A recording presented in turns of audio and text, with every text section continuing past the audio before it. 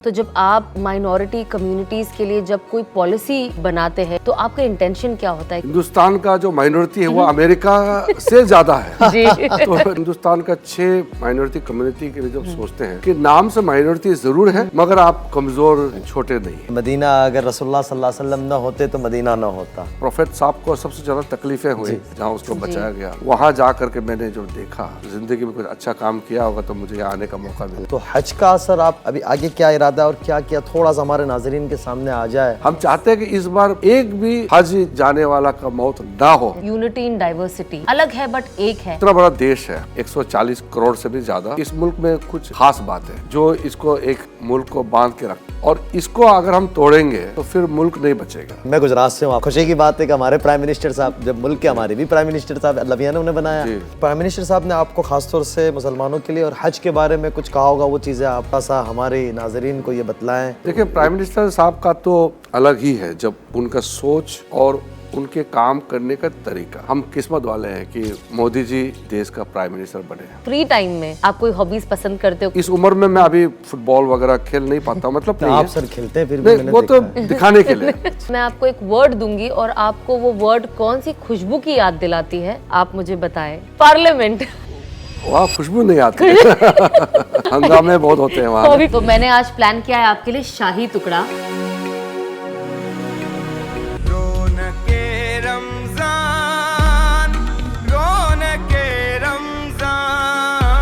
अस्सलामुअलैकुम वरहमतुल्लाहि वबरकातुहू। आप सभी का दिल से खैर मकदम है। अहमद अल मगरिबी परफ्यूम्स प्रेजेंट्स रौनक रमजान सीजन 2 में। रमज़ान वाकई एक बहुत ख़ास महीना है, एक ऐसा वक्त जब हम अपनी ज़िंदगी, अपने जज्बात और अपने रवैयों पर गौर करते हैं। ये वक्त हमें सिखाता है सब्र, रहमत, इंसाफ और अपनी सोसाइटी और मुल्क की ज़िम्मेदारी का एहसास करना। आज हम बहुत ही अहम और गहरे मौजू पर बात करने वाले हैं and that is unity in diversity. तो चलिए आज के इस खास एपिसोड की शुरुआत करते हैं। Let's go. तो नाजरीन, हम आज जिस पे बात करने जा रहे हैं कि जब मैं मुल्क की बात करता हूँ तो सच पूछे हम जिस मुल्क में रहते हैं, ये प्यारा वतन हिंदुस्तान जिसको मैं और आप इंडिया भी कहते हैं, भारत भी कहते हैं, कि इस मुल्क का सानी कोई नहीं मिलता। कि अल्लाह ताला ने इस मुल्क को इतनी खुसूसियत के साथ रखा है और इतनी ख़ास चीज़ों के साथ रखा है। अल्लाह ने जो थोड़ी बहुत दुनिया फिरने का मौका दिया और दुनिया वालों को देखने का मौका मिला। हरमैन शरीफैन हम जाते हैं तो सारी दुनिया वहाँ आई हुई होती है, लेकिन ख़ास जब हमें कोई इंडिया वाला मिलता है और किसी और मुल्क में भी जब जाना होता है तो वहाँ जब कोई अपना मुल्क का बंदा मिलता है, वो कहता मैं हिंदुस्तान से हूँ, मैं फ़ला जगह से हूँ, उसने हिंदुस्तान कह दिया, उसके साथ एक दिल लगी लग जाती है। इसकी वजह यह है कि अल्लाह ताला ने इस मुल्क को एक खूबसूरत ढांचे के साथ तैयार किया और बनाया है। और अल्लाह ने हमारे मुक़द्दर में इस मुल्क को रखा कि अल्लाह ताला ने हमें इस मिट्टी में पैदा किया। हम जिस घराने से आते हैं, अल्लाह ताला ने हमारे वालिदैन आबा व अजदाद को इसी मिट्टी में रखा। और बड़ी बात यह है कि हमारे आबा व अजदाद ने इसी मिट्टी को पसंद करके कब्रों में चले गए। कि अल्लाह ताला कुरान में भी इसी बात को कहते हैं कि मैं याद दिलाऊं आपको कि कुरान करीम के अंदर अल्लाह कहते हैं कि अपने मुल्क की, अपनी ज़मीन की और अपने मुल्क की चीज़ों की हिफाजत करें। ये आपके ज़िम्मे है। कि कुरान में मुझे याद पड़ता है, मेरी ज़बान पे वो आयत नहीं आ रही है, सूरह क़सस के अंदर कि अल्लाह ताला फरमाते हैं क्या हमने उन्हें एक महफूज और पुरअमन ज़मीन अता नहीं की। कि अल्लाह ताला ने इस मुल्क के अंदर हमें रखा। ऊँच नीच कहाँ नहीं होती, हर जगह होती है, लेकिन इस मुल्क की एक ख़ुसूसियत है कि यहाँ आपस में मोहब्बत है, इत्तेफाक है, भाईचारा है और लोगों के साथ हुस्न सलूक है। सारी दुनिया में कहीं से भी जाकर आते हैं, जब हिंदुस्तान लैंड होते हैं तो लगता है हम कहीं आ गए। तो अजीज़ों, यानी अल्लाह ने हमें एक ऐसी ज़मीन दी है जहाँ हम अमन और हिफाजत के साथ रहना मुमकिन है। इस ज़मीन की कदर करना और उसको महफूज रखना और उसकी सारी चीज़ों को हमें इंजॉय करना और उसकी जितनी भी चीज़ें हैं उसको हमें एक सिटीज़न होने के नाते उसकी ज़िम्मेदारी को पूरा करना, ये हमारा ईमानी भी तकाज़ा है और यही इंडिया की असली ताकत है।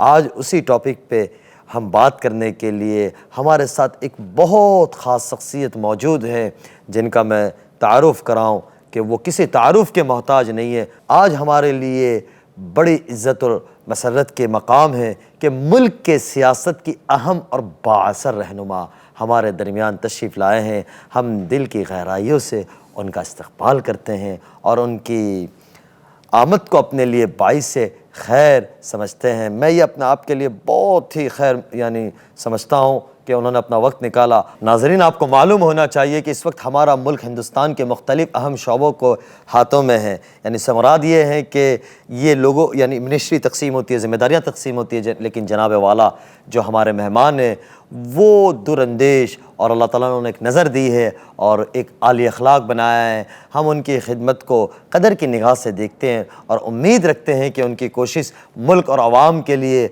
मुफीद साबित हो। हम दोबारा तहे दिल से शुक्रिया अदा करते हैं, पूरे हमारी इस टीम की तरफ से उनका अदा करते हैं कि इन्होंने यानी इतनी मशगूली के बावजूद वो भारत सरकार का एक बहुत अहम रुकन है और भारत सरकार के कहीं अहम यानी जिम्मेदारियों को उन्होंने निभाया और पूरा किया है, जिनमें से ministry of state for home affair से, ministry of youth affairs and sports से, ministry of law and justice से, और आज जो इनके पास एक बड़ी जिम्मेदारी है जिसको मैंने पहले जिक्र किया कि मिनिस्ट्री ऑफ माइनॉरिटी अफेयर्स है, जिसके अंदर जो माइनॉरिटी लोग हैं उनकी ज़िम्मेदारी ये बखूबी 2-2.5 साल से निभा रहे हैं। अल्लाह की ज़ात से उम्मीद है आगे भी करेंगे। और उसके अलावा एक और मिनिस्ट्री इनके पास में अल्लाह ने सुपुर्द की है, वो मिनिस्ट्री ऑफ पार्लियामेंट्री अफेयर्स है। मिनिस्ट्री ऑफ पार्लियामेंट्री अफेयर्स कहते हैं किसको, ये भी एक समझने वाली बात है, ये बहुत कम लोगों के सामने आती है। गोया कि पार्लियामेंट में हमारे जो MP हजरात जाते हैं और जितने भी MPs होते हैं मुल्क भर से, हिंदुस्तान से, उनकी ज़िम्मेदारी, उनका निज़ाम और पार्लियामेंट का सारा निज़ाम अल्लाह ताला उनके ज़रिए ये चला रहा है। तो हमारी दुआएं हैं अल्लाह ताला उनकी ज़िंदगी में बरकत दे और अल्लाह ताला उन्हें और इज़्ज़तों के साथ नवाजे। इंटेग्रिटी, ह्यूमिलिटी और पब्लिक सर्विस के लिए उनका अनवेवरिंग कमिटमेंट उन्हें एक मिसाल बनाता है और बहुत से लोगों को इंस्पायर करता है कि वो बड़े सपने देखें और बेहतर सर्विस करें। यूनिटी इन डाइवर्सिटी के एक सच्चे एडवोकेट के तौर पर वो हमेशा जस्टिस, इक्वालिटी और एम्पैथी के प्रिंसिपल्स को अपनी ज़िंदगी में उतारते आए हैं, चाहे पर्सनल लाइफ हो या प्रोफेशनल जर्नी हो। बिल्कुल, हम बहुत इज़्ज़त और एहतराम के साथ और खुशदिली के साथ हमारे आज के इस एपिसोड में हमारे ख़ास मेहमान का इस्तकबाल करते हैं और खैर मकदम कहते हैं। जनाब श्री किरण रिजिजू साहब तशरीफ़ लाइए।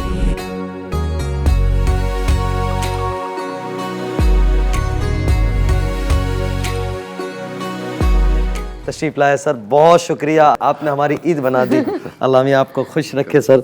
Welcome sir, welcome, please. बहुत मेहरबानी सर, तशरीफ़ रखे, तशरीफ़ रखे।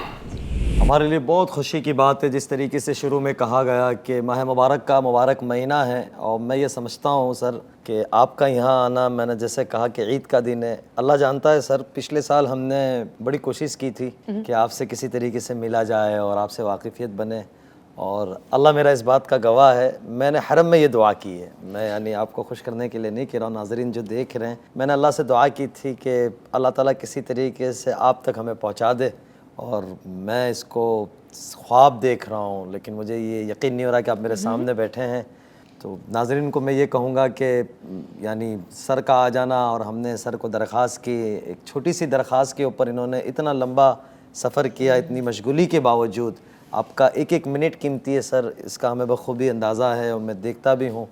तो अल्लाह ताला ने जिस तरीके से आपके साथ हमारी वाकिफ़ियत बनाई और अहम सवाबात को, जो अहम ज़िम्मेदारियाँ हैं मुल्क की, आप हमारे इतने प्यारे मुल्क की ज़िम्मेदारियाँ संभाल रहे हैं, उसके बावजूद आप हमारी हकीर की दावत पे तशरीफ़ ले आए रौनक रमज़ान के प्रोग्राम में।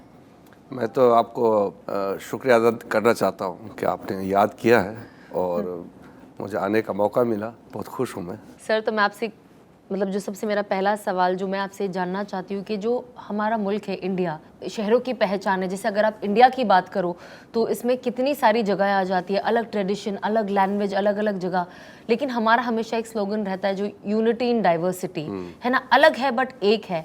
तो आप इस चीज़ को सिर्फ एक स्लोगन के नज़रिए से देखते हैं, आप इसे कोई और नज़रिए से भी देखते हो, क्या डेप्थ है इसके अंदर? हिंदुस्तान को अगर जानना है तो आप हिंदुस्तान के अंदर की जो चीज़ें हैं उसको पहचानना होगा। दूसरे मुल्कों के नज़र से दिखेंगे तो फिर आपको दिखाई नहीं देंगे, क्योंकि ये मुल्क इतना डाइवर्स है। आज आप कश्मीर में जाइए और कश्मीर में ही आप लद्दाख में जाइए, जम्मू, फिर आप कन्याकुमारी पहुंच जाइए, और जैसे हम यहाँ मुंबई में बैठे हैं, और महाराष्ट्र में भी आप नागपुर में जाएंगे और मुंबई में इतना अंतर है। और आप पूर्वी भारत में जाएंगे, जैसे नॉर्थ ईस्ट में है, हिमालय क्षेत्र से जहाँ हम आते हैं, इतना अलग है। वो सिर्फ हमारा जो बैकग्राउंड है वो भी अलग है एक तरीके से, और भाषा, आपका कल्चर, आपका रहन सहन, खान पान सारे जो है अलग है, लेकिन वो सारा को फिर एक सूत्र बांधता है। वो सूत्र है जो पारंपरिक, जो हिंदुस्तान का पुराना आप इतिहास देखेंगे, कहीं ना कहीं सूत्र बांधा हुआ है। तो इसके वजह से हम विभिन्न प्रकार के लोग हैं, जो हम डाइवर्सिटी की बात करते हैं, वो डाइवर्स सोसाइटी है मगर हम यूनाइटेड है, इसलिए हमारा मुल्क चल रहा है। कोई लोग, जब इतना बड़ा देश है हमारा, ये 140 करोड़ से भी ज़्यादा हमारा यहाँ पॉपुलेशन है, और कॉन्स्टिट्यूशन तो कब बना? 1947। जी। मुल्क पहले भी था, और जब संविधान बना तब भी मुल्क है, और आगे भी चल रहा है। इसका मतलब इस मुल्क में कुछ खास बात है जो इसको एक मुल्क को बांध के रखता है, और इसको अगर हम तोड़ेंगे तो फिर मुल्क नहीं बचेगा। हमारा पहचान है वो यूनिटी इन डाइवर्सिटी, जो सना जी आपने जो कही है, यूनिटी इन डाइवर्सिटी, वो हम डाइवर्स भी हैं और यूनाइटेड भी है। इस हिसाब से हमारा मुल्क चल रहा है। अभी भारत सरकार में जैसे मैं जिस तरीके से मैं काम करता हूँ, तो मैं जब केरल जाता हूँ तो भी मुझे बहुत कंफर्टेबल होते हैं, और मैं गुजरात जाता हूँ तो भी उतना ही कंफर्टेबल है। पुराने ज़माने में हमारे जगह जो है वो बंगाल से आगे हम दिखते नहीं थे, हमको सिर्फ असम बंगाल तक ही हमको मालूम था, लेकिन मुल्क तो इससे कई ज़्यादा बड़ा है। तो अब मुझे लगता नहीं कि कोई भी जगह, चाहे आप द्वीप, छोटे से छोटे द्वीप, लक्षद्वीप भी चले जाइए, अंडमान चले जाइए, तो भी वो हमारा भारत का जो पहचान है वो वहाँ छुपा हुआ है। तो इसलिए ये विशेष हमारा एक पहचान है, और सबको ये जानना ज़रूरी है कि भले ही हम खाना, हमारा सोच, हमारा कपड़ा अलग अलग है, वही हमारा खूबसूरती है, मगर हमको एक सूत्र से बांध के रखा है, वो है एक हिंदुस्तानी होने का। बिल्कुल। और उसके लिए गौरव होना जरूरी है। बहुत बहुत, बिकॉज इसके लिए सर, जब हम दूसरे मुल्कों में, जब दूसरे कंट्रीज में हम ट्रैवल करते हैं, जैसे यहाँ पे आप थोड़े डिस्टेंस पे जाओ, भाषा बदल जाती है, लुक बदल जाता है, खाना बदल जाता है, हर चीज़ बदल जाती है। लेकिन जब आप दूसरे मुल्कों में जाओ, वहाँ पे आप कहीं पे भी जाओ, एवरीथिंग इज सेम। वहाँ पे इतने बोरिंग है। यस, वो बोरिंग है। तो हम जाते, तो हमें ऐसा लगता है कि जितनी बार हम बाहर गए, घूमे, but you have to come back to India because you feel at home here. And जो आपको यहाँ पे वैरायटी मिलती है, जैसे अभी आपने बताया कि आप गुजरात जाओ, आप कन्याकुमारी जाओ, आप केरल जाओ, या आप बंगाल जाओ, फीलिंग आपको सेम आती है। That is very beautiful. मैं तो इसलिए अपने आप को खुश नसीब मानता हूँ जी। कि हम इस मुल्क के नागरिक हैं। जी जी, अल्हम्दुलिल्लाह। सर, मैं अक्सर एक बात कहता हूँ कि हमें बाहर के फूलों में वो खुशबू नहीं नज़र आती जो यहाँ के कीचड़ और मिट्टी में नज़र आती है। कि जब हिंदुस्तान कहीं से भी आते हैं, हिंदुस्तान जाना होता है, और अक्सर ये होता है हम लोग कहीं सफ़र में साथ होते हैं, तो चंद दिन गुजर जाते हैं, उसके बाद ये होता है इंडिया याद आ रहा है, उसकी हवाएं याद आ रही है। जब बम्बई लैंड हो जाते हैं, या जहाँ भी इंडिया के किसी एयरपोर्ट पे आ जाते हैं, सुकून हो जाता है, मिट्टी का खुशबू है। हाँ, एक अपनापन नज़र आता है। सर, यानी एक आम बात होती है सबके साथ, वो बात अक्सर हम लोग मालूम भी करना चाहते हैं, और पूछना भी चाहिए, जानना भी चाहिए, क्योंकि अल्लाह ताला ने आपको एक तजुर्बा दिया है। अभी कोई बता रहा था मुझे कि माशाल्लाह आपको अल्लाह ने दुनिया बड़ी फिराया, और दुनिया आपने बड़ी देखी है। तो मैं बस यही चाहूँगा कि आपके इंसान के तौर पर शुरुआत करना चाहूँगा कि जब आप बचपन को देखते हैं या अपना अर्ली ज़माने को देखते हैं, तो कौन सी चीज़ है जिसकी वजह से आज आपको उसकी वैल्यू है सबसे ज़्यादा? बचपन में जिस तरीके से हमारा गुजारिश होते थे उस समय, माहौल जो था हमारे यहाँ, पालन पोषण जो भी है, माहौल जो जिस परिस्थिति में मैं बड़ा हुआ, पाल पोस करके बड़ा हुआ, वो जैसे मुंबई दिल्ली से बहुत अलग है जी। और हमारे वहाँ, क्योंकि मैं हिमालय क्षेत्र से आता हूँ जी। तो वहाँ का जीवन शैली भी अलग है। वहाँ एक तो सादगी है, जिसको आप कहते हैं कि सिंपल लिविंग है, ज़िंदगी आसान है, ज़िंदगी आसान है, कोई कॉम्प्लिकेशन नहीं है। खेती करना, बाकी काम काज करना, फिर ज़िंदगी जीना जी, और खूब नाच गान, हमारे वहाँ म्यूजिकल होते हैं लोग, बड़ा जी, गाना गाना, और अपना जो फोक डांस, फोक सॉन्ग वगैरह बहुत पॉपुलर होते हैं। तो ऐसे ज़िंदगी है।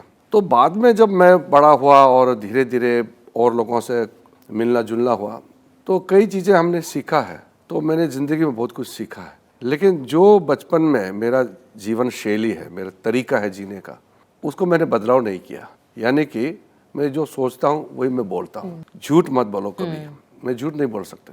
ऐसा बात हम नहीं करते जिससे लोगों को चोट पहुँचे, नुकसान करने वाला बात मैं नहीं करता हूँ, लेकिन जो सच्चाई है वो बोलता हूँ, और सच्चाई कभी गलत नहीं होते हैं। बड़ी बात। तो मेरे लिए सच बोलना और सिंपल ज़िंदगी जीना ये बहुत अहम चीज़ है। तो मैं आज देश का एक मिनिस्टर के रूप में भी मैं बड़ा काम जो देश के लिए करता हूँ, लेकिन मेरे जीने का तरीका सिंपल है। मैं जो दिखता हूँ वो नज़र आता है अंदर सर। में है। हाँ। मैं यानी नाज़रीन को ये कहूँगा, मैं यानी इनके सामने ये बात नहीं कह रहा हूँ, मैं पीठ पीछे भी यानी जहाँ बैठते हैं या कभी जिक्र होता है, क्योंकि इस वक्त सर ऐसे हिस्से से भी आते हैं और ऐसे लोगों की रहबरी कर रहे हैं, और जो मिनिस्ट्री अल्लाह ताला ने दी है जिनको हम माइनॉरिटी के नाम से जानते हैं, तो वो आदमी सोचता है कि क्या कैसे होंगे क्या होंगे। लेकिन जब मैं ज़िंदगी में पहली दफ़ा मिला तो मुझे ये महसूस नहीं हुआ कि मैं किसी मिनिस्टर साहब के साथ बैठा हूँ। आपने जिस तरीके से वेलकम किया और जिस तरीके से आपने इस्तकबाल किया, और जो एक मेहमान की खातिरदारी करनी चाहिए, तो वो समझ आता है कि आप बहुत ज़बरदस्त घराने से और बहुत ज़बरदस्त इलाके से आते हो, कि अल्लाह ताला ने आपकी घुट्टी में रखा है। और जो सादगी है आपके अंदर, वो बताने की कोई ऐसी बात नहीं है। आमतन सर होता ये है कि जब आदमी मशहूर हो जाता है या किसी अल्लाह ताला उसको कोई ओहदा दे देते हैं या किसी पोजीशन पे होता है, तो वह आदमी ज़मीन से थोड़ा सा ऊपर ही हो जाता है, ये समझता है ये हमेशा रहना है।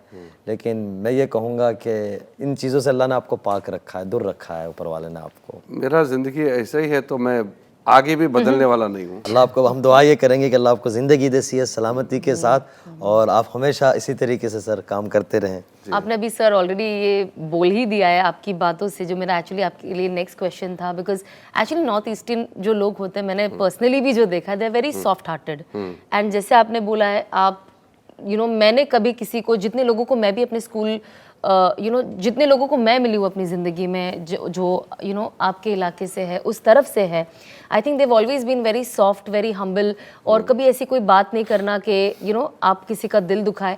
सो मुझे ये जानना है कि बचपन से आपके घर में आपको ऐसे कौन सा वैल्यू है जो आपको एकदम, जो आपका फाउंडेशन रहा है, कि आपकी मम्मी ने कहा हो, आपके अब्बू ने कहा हो कि कुछ भी हो जाए, ये वैल्यूज़ को आप पकड़ के चलना आगे ज़िंदगी में, जो एक माँ बाप का मैसेज होता है या एक सीख होती है बच्चों को? हर घर में एक अलग तरीके से लोग जीते हैं। बिल्कुल। एक ही कौम के होने से भी हर परिवार में फिर ये अलग होता है। आपके माँ बाप कैसे हैं उस पर निर्भर करता है। मैंने जो देखा है, मेरे जो पिताजी और मेरे मम्मी है, ये सिखाया कि बड़ों का इज्जत करना। समाज में जो आपसे बड़े होते हैं या जो लर्नेड होते हैं, मौलाना जैसे होते हैं, या कोई टीचर होते हैं, या कोई भी जो आपके गुरु है, उसको सम्मान देना, इज्जत देना। मैं मुझसे जो भी बड़े हैं उसको हमेशा मैं इज्जत देता हूँ। ये हमारे माँ बाप ने हमको सिखाया है। दूसरा, मेहनत करना पड़ेगा ज़िंदगी में, आगे बढ़ना है, और डिपेंडेंट नहीं। मदद ले सकते हैं किसी से, डिपेंडेंट नहीं, अपने पाँव पे खड़ा होना।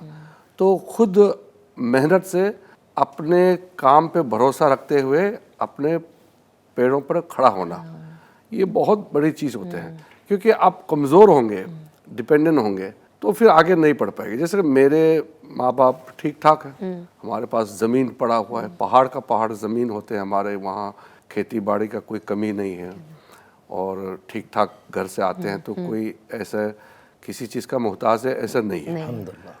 फिर भी उसके बदौलत अगर आप अहंकार पैदा करेंगे, एरोगेंट होगा, फिर आप डिपेंडेंट होगा कि मेरे पास तो ये है वो है, फिर आप आगे नहीं बढ़ पाएंगे।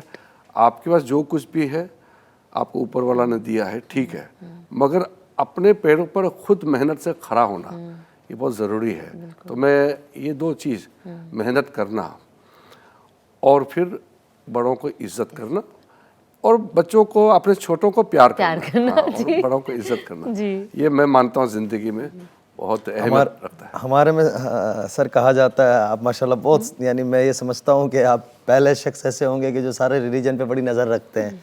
और मोदी साहब का बहुत शुक्रिया, प्राइम मिनिस्टर साहब का, कि आपको ख़ास तौर से वो आपके अंदर क्वालिटी थी, तो वो इतनी बड़ी जिम्मेदारी दी माइनॉरिटी की। तो हमारे में एक चीज़ कही जाती है कि छोटों पे शफकत करो और रहम का हाथ रखो और बड़ों की इज्जत करो, तो आप पार लग जाओगे।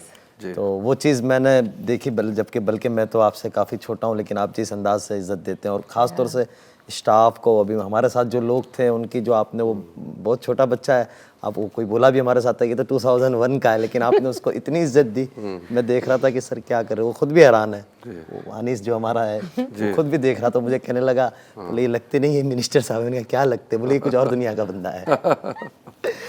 तो बहरहाल अब इसी पे से एक अगली बात मेरे जहन में भी आई कि आप अपने वालिद साहब का अक्सर जिक्र करते हैं और उनका बहुत एहतराम के साथ आप हमेशा उनके बारे में सुनाते हैं।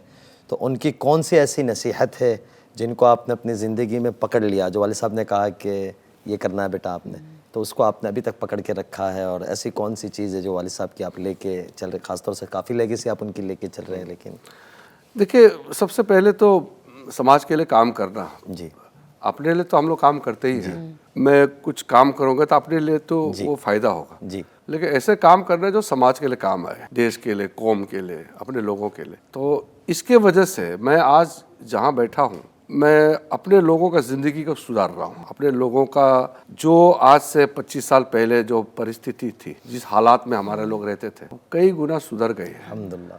तो मेरे वजह से और मेरे मेहनत से अगर हमारे समाज के लोग उससे फ़ायदा मिलता है, उससे आराम सुकून मिलता है ज़िंदगी में, उससे बड़ी चीज़ नहीं होती। दूसरा है मुल्क के लिए काम करना। तो मेरा तो सर्विस दो तरीके से चल रहा है। जिस जगह से मैं चुन के आता हूँ, अपने लोग जी उनके लिए मैं रोज़ाना उनके लिए काम करता हूँ और साथ साथ वो मुल्क के लिए भी काम करता है। तो हिंदुस्तान के लिए जो हम लोग एक वज़ीर है, उसके हिसाब से तो मैं काम कर ही रहा हूँ। उसके अलावा भी, क्योंकि मैं मेंबर ऑफ पार्लियामेंट हूँ, MP तो कानून बनाते हैं, तो देश के लिए तो काम करता ही है। तो इस हिसाब से समाज के लिए, देश के लिए, ये मेरा पिताजी की ओर से जो एक तरीके से मुझे प्रोत्साहन किया, इनकरेजमेंट किया, तो वो मेरे निजी ज़िंदगी से बढ़ के कई गुना आगे काम करने का मौका मिला इससे। बल्कि मैं ये कहूँगा, अभी मुझे कह रहे थे, यानी हम बैठे हुए थे तब सर के इतना मशगूल हूँ कि फ़ैमिली के साथ वक्त नहीं, यानी बहुत बड़ी बात है।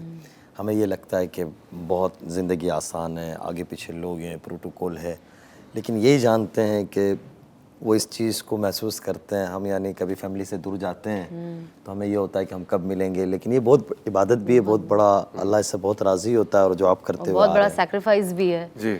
आप जैसे भी आप बता रहे थे कि आपके अब्बू ने जो मैसेज दिए ना, जो आप वो लेगेसी आगे लेके चलो, लेकिन हमने एक और चीज़ नोटिस की है कि जो आपके नाम के आगे जो नाम लगता है वो आपकी मदर से है। सो मुझे जानना था कि ये क्योंकि ये थोड़ा अलग है, जनरली हमारे फादर से आगे होता है, तो मुझे जानना था कि ये आपके यहाँ पे कोई ऐसा ट्रेडिशन है या आपकी कोई चॉइस है? I wanted to know. ये गलती मेरा पिताजी का है। अच्छा, अब्बाजान का है। उन्होंने नहीं लिखा। अच्छा। लेकिन मैंने कंटिन्यू किया, लिखा। बड़ी बात है। तो जो मेरा अम्मी जान है, वो तो शादी हो गया, तो वो तो लड़कों का साहित्य का टाइटल में वो समावित हो जाते हैं। करेक्ट। हमने लिखना शुरू किया और कंटिन्यू किया। पिताजी ने नहीं लिखा। जी तो फिर वो पिताजी ने जो नहीं लिखा उसको मैंने सुधारा है। अच्छा।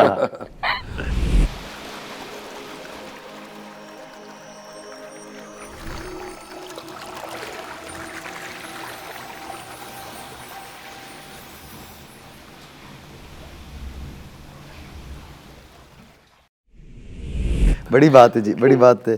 तो सर, यानी ये आप जब सियासत में आए तो कोई वालिद साहब की लेगेसी तो है ही है, और होना भी चाहिए कि बाप को, बेटे को अपने बाप के नक्शे कदम पे चलना चाहिए, अपने पिताजी के नक्शे कदम पे चलना चाहिए।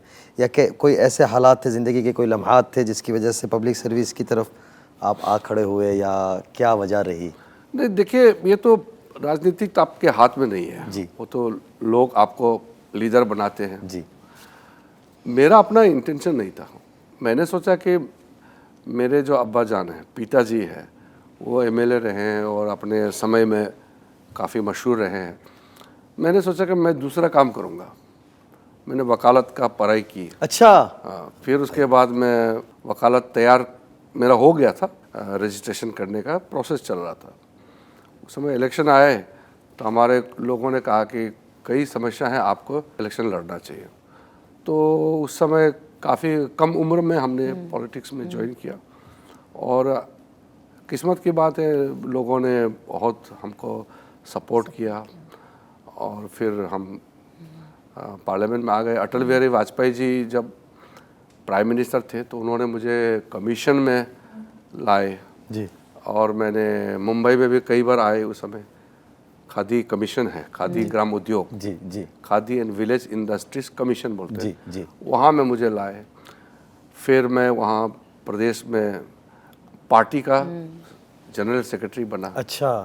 फिर बहुत जल्द मुझे लोकसभा में आने का मौका मिला, तो अभी काफ़ी साल हो गए हैं लगातार मैं चुन के आ रहा हूँ। हमारी दुआ है कि हमेशा आप रहें। पहले तो हमारी ये दुआ है कि अल्लाह आपको सेहत सलामती के साथ लंबी ज़िंदगी दे और इस कारवे को आप चलाते रहे।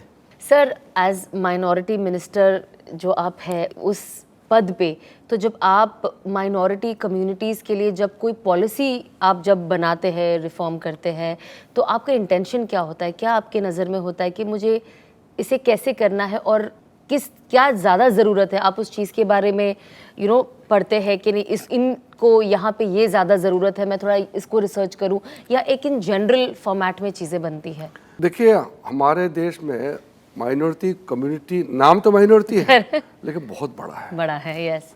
हिंदुस्तान का जो माइनॉरिटी है वो अमेरिका से ज़्यादा है। जी। तो नाम से तो हम माइनॉरिटी कहते हैं। तो जब हम हिंदुस्तान का 6 माइनॉरिटी कम्युनिटी के लिए जब सोचते हैं, सबसे पहले तो सहूलियत देना। करेक्ट। कि नाम से माइनॉरिटी ज़रूर है, मगर आप कमज़ोर छोटे नहीं हैं। बिल्कुल। जैसे मेजॉरिटी है वैसे माइनॉरिटी सब हिंदुस्तानी है, कोई फ़र्क नहीं है। तो अपने आप को कमज़ोर महसूस होने से रोकना, ये मेरा सबसे पहले बात करने का सोच रहता है, तरीका रहता है। क्योंकि नरेंद्र मोदी जी जब से प्रधानमंत्री बने हैं, सारा स्कीम यूनिवर्सल है। जैसे पीने के लिए कोई पानी का प्रोग्राम है, जल जीवन सबके लिए है, उसमें कोई धर्म तो देखते नहीं है। या कोई बिजली लगाने का कार्यक्रम है, या गैस चूल्हा में गैस देना है, या मकान बनाना है, या बैंक अकाउंट खोलना है, तो सबके लिए बराबर है। तो हर एक स्कीम सबके लिए है। उसके ऊपर से जो मेरे मिनिस्ट्री में माइनॉरिटी कम्युनिटी के लिए कुछ कार्यक्रम अलग से चलाते हैं, वो बोनस है। इसलिए मैंने कई जगह साफ भी किया है कि इस देश में जितना हिंदुओं को मिलता है वो सारे, क्योंकि मैं खुद माइनॉरिटी हूँ, हम सबको मिलता है। करेक्ट। लेकिन हम सबको जो मिलता है पूरा हिंदू को नहीं मिलते हैं। तो ये बात भी साफ होना चाहिए। दूसरी, जो गैप फंडिंग माइनॉरिटी कम्युनिटी में कुछ इशू है जो कॉमन स्कीम से छू नहीं पाते हैं। करेक्ट। तो हम उसको मदद करते हैं। जैसे उदाहरण देना चाहता हूँ, पारसी लगभग 52,000 बच गए हैं।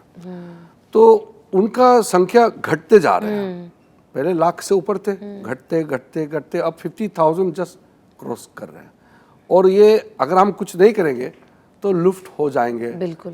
जैसे टाटा नाम कितना बड़ा नाम है। तो इस तरह के कई पारसी कम्युनिटी है जो लुप्त होने जा रहे हैं। तो हमने एक कार्यक्रम चलाया, क्योंकि अगर पारसी लुप्त हो जाएंगे तो हमारे लिए तो ये बहुत दुखद बात है। तो उसके लिए हमने जियो पारसी करके एक स्कीम चलाया, जिससे हम मेडिकल हेल्प, फर्टिलाइजेशन के लिए, उनका मेडिकल के लिए क्या क्या ज़रूरत चीज़ है, जैसे वो चाहते हैं वो हम मदद देंगे। हम अपने से थोपेंगे नहीं। हाँ, करेक्ट। हाँ, वो जैसे चाहते हैं हम मदद करेंगे और कुछ आइडियाज़ दे रहे हैं। उसी प्रकार से सिख कौम में कुछ युवाओं के लिए एंगेज करने के लिए हमने कुछ स्किलिंग प्रोग्राम अलग से चलाया। उसी प्रकार से बुद्धिस्ट के लिए उनके जो मोनेस्ट्री वगैरह को बनाने के लिए हम मदद कर रहे हैं। क्रिश्चियंस लोग का एजुकेशन के लिए कुछ हम मदद करते हैं। ये मैं उदाहरण देता हूँ, सब तरीके से ये कर रहे हैं। अभी मुसलमानों में कई वक्फ प्रॉपर्टी का मैं एग्जांपल देता हूँ।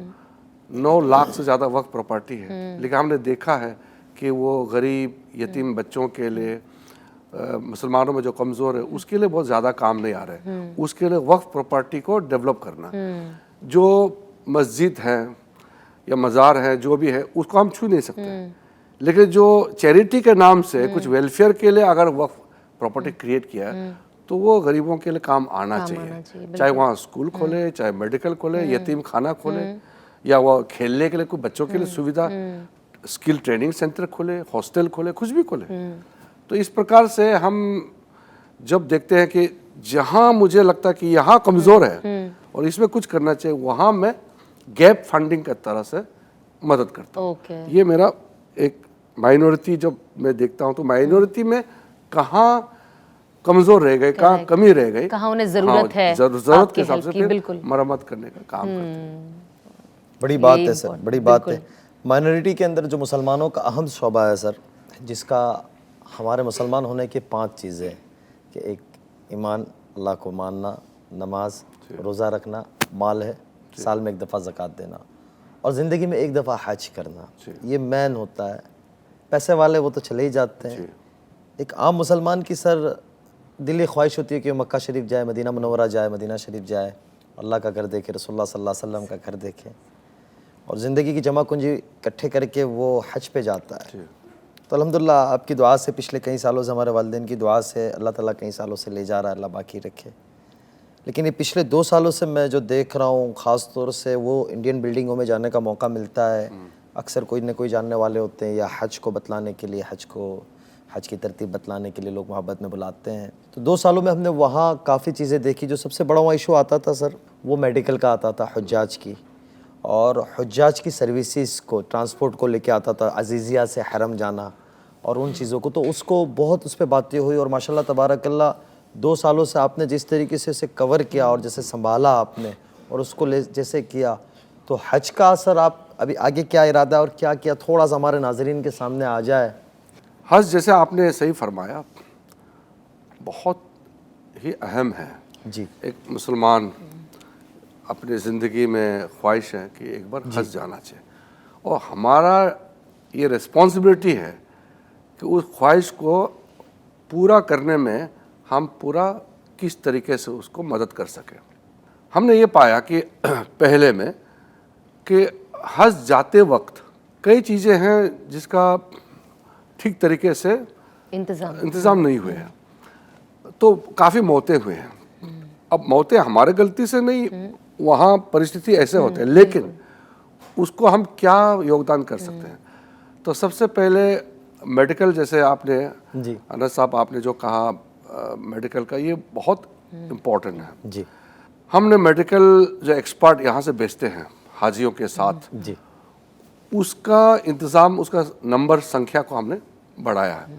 फिर प्रॉपर जो ट्रेन है, वहाँ हमारा जो विदेश मंत्रालय का सऊदी अरब में जो स्टाफ है उनके साथ तालमेल करके हमने इसका नंबर बढ़ाया। प्रोफेशनल सिक्योरिटी, जी, क्योंकि आमतौर पर इतने लाखों लोग आते हैं उस समय, साल भर जो उम्रा होते हैं वो तो होते ही हैं, लेकिन हज के समय तो भीड़ ऐसा ही है, क्योंकि एक वो ही जगह होती है। एक कोर समय होते हैं, वो एक उस वक्त ही सबको जाना होता है। उस समय कोई किसी को पूछता नहीं, सब अपने अपने में है लोग। ऐसा ही है।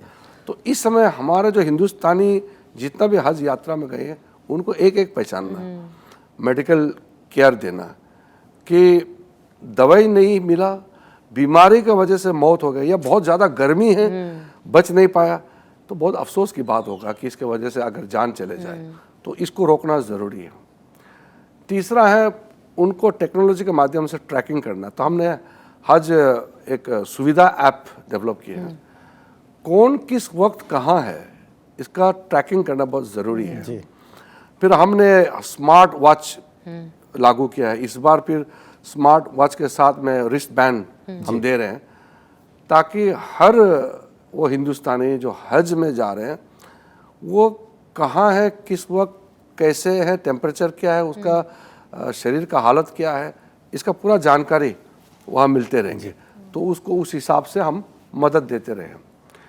उसके बाद जो ट्रांसपोर्टेशन है, जैसे अजीज़िया में जो वहाँ है या अजीज़िया में या आपको मीना कैंप में, वहाँ हमने जैसे प्रॉपर मैट्रेस लगाना और वहाँ जो एसी का भी आजकल हम लोगों ने सुविधा वो डेवलप की है सऊदी अथॉरिटी ने, उसके हिसाब से।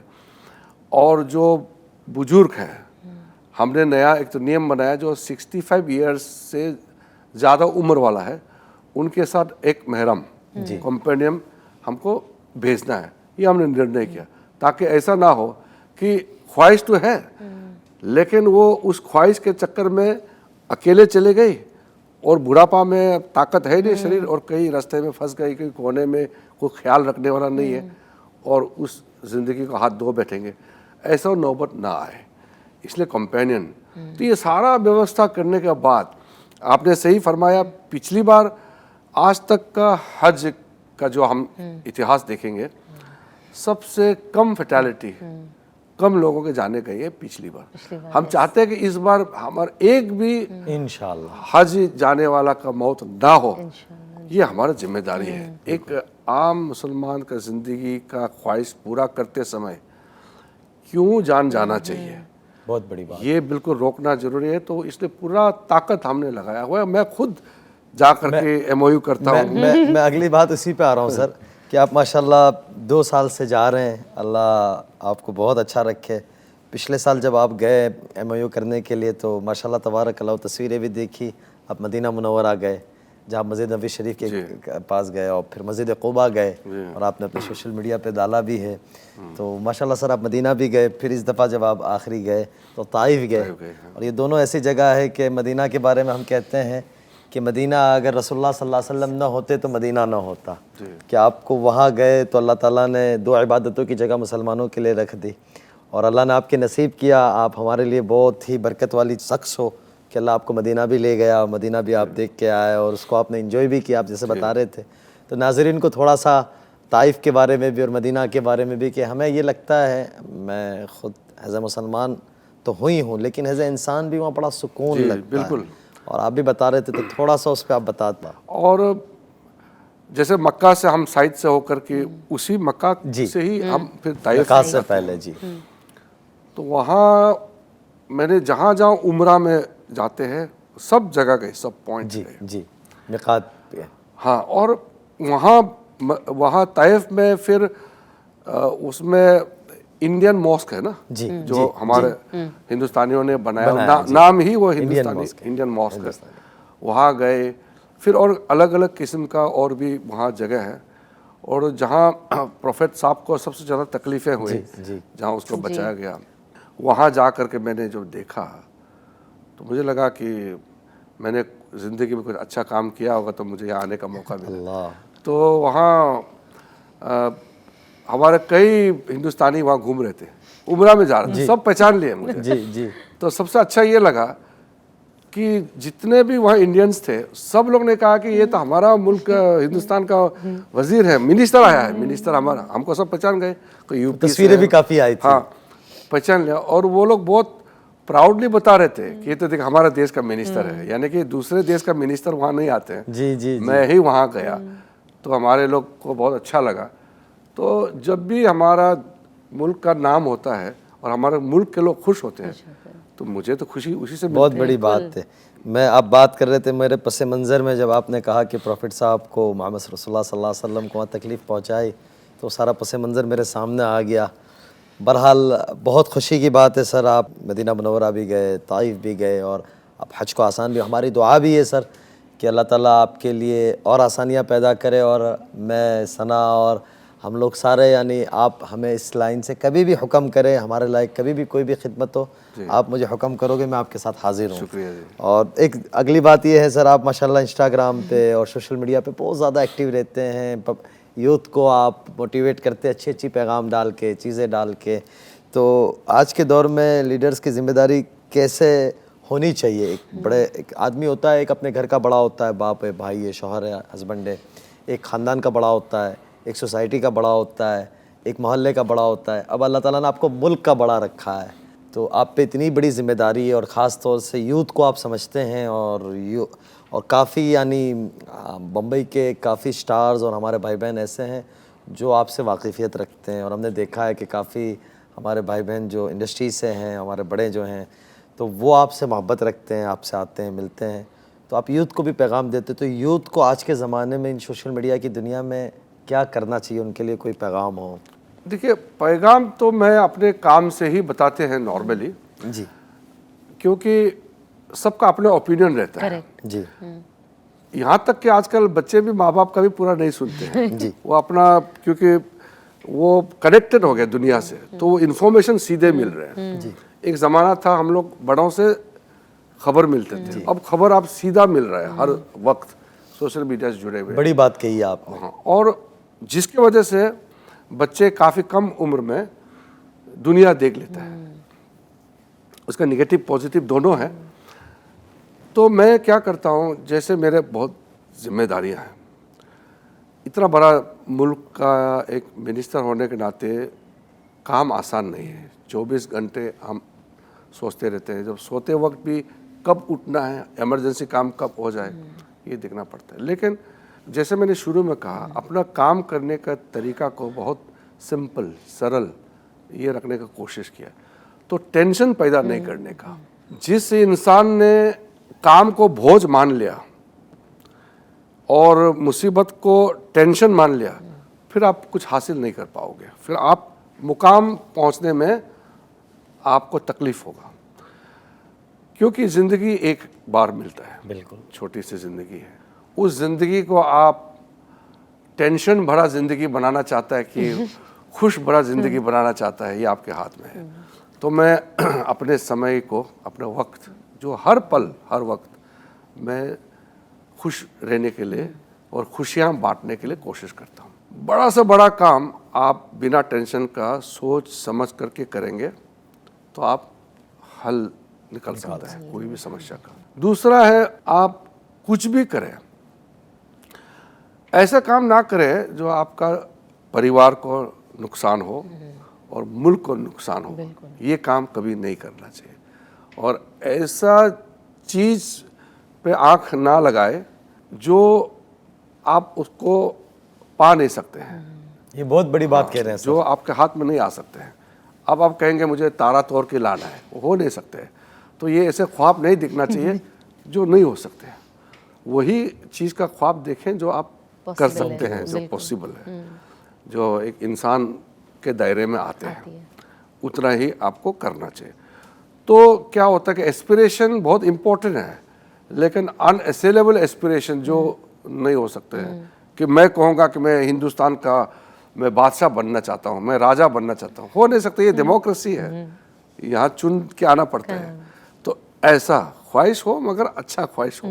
तो ज़िंदगी को सरल रखें। पढ़ाई लिखाई जो है यूथ आज के ज़माने में, वो नॉलेज जो है, क्योंकि जैसे सोशल मीडिया से भी नॉलेज मिल रहा है, लेकिन उसको ख्याल रखना ज़रूरी है कि सोशल मीडिया टॉक्सिक भी है जी। वो ज़िंदगी को बर्बाद करने के बहुत चीज़ वहाँ से आपका प्राप्त होते हैं, आपका लाइफ ख़राब कर देते हैं।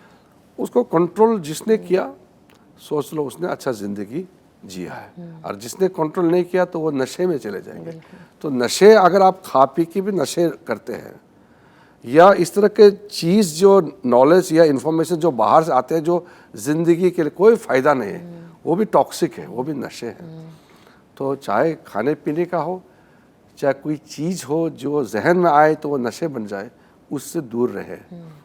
ज़िंदगी आप अच्छा होगा और शरीर हेल्दी रहे। हम तो फिट इंडिया को प्रमोट करते हैं। मैं जब स्पोर्ट्स मिनिस्टर थे तो प्राइम मिनिस्टर मोदी जी ने कहा कि पूरा मुल्क में, हमारा भारत देश के लोगों को फिट रहने के लिए कैंपेन चलाना ज़रूरी है। तो उसमें हमने फिट इंडिया कैंपेन चलाया। कई लोगों ने शहरों में, गांव में इसमें पार्टिसिपेट किया और आज एक फिटनेस का भी इंडिया में क्रेज आया है। ये अच्छी बात है। बहुत बहुत अच्छी बात। सर, जैसे भी आपने बताया कि आप फिट इंडिया को भी प्रमोट कर रहे थे, और जाहिर सी बात है, आई थिंक ये एक कहीं ना कहीं हमें फिजिकली एक्टिव इंसान रहेगा तो ही वो फिट होगा।